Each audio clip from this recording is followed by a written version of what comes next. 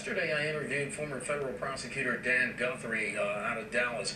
He told me that News Corp might face criminal prosecution here in the U.S. if it's found to have violated the 1977 Foreign Corrupt Practices Act. Would this, as Mr. Guthrie suggested, amount to a case of bribery? Well, if you would find that a company that files reports with the SEC has failed to disclose foreign payments that were in the nature of bribes or other off-books kind of payments for illegal behavior, that could violate the Foreign Corrupt Practices Act. I don't know whether this was done within the senior management of News Corp, or there was something that was simply localized at the individual paper in News of the World. That will make a big difference in terms of whether or not there was the requisite requirements for a criminal prosecution of the parent company, News Corp.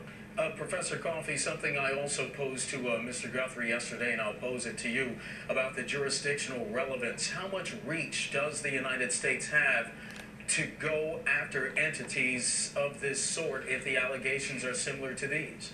Well, that's a very good question, because what we're talking about here is the extraterritorial reach of the U.S. law.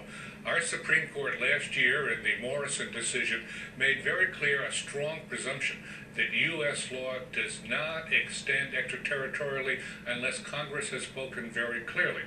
That means that statutes like RICO probably cannot be used on this extraterritorial basis because the bribery or the misconduct occurred in the United Kingdom.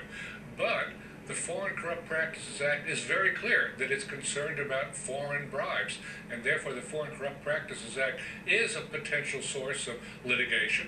I think there also could be a securities class action in the United States because News Corp is traded here and its stock price has fallen. Whether or not it will be sufficient to support a class action, left to see, but that's one other prospect that could be very troublesome.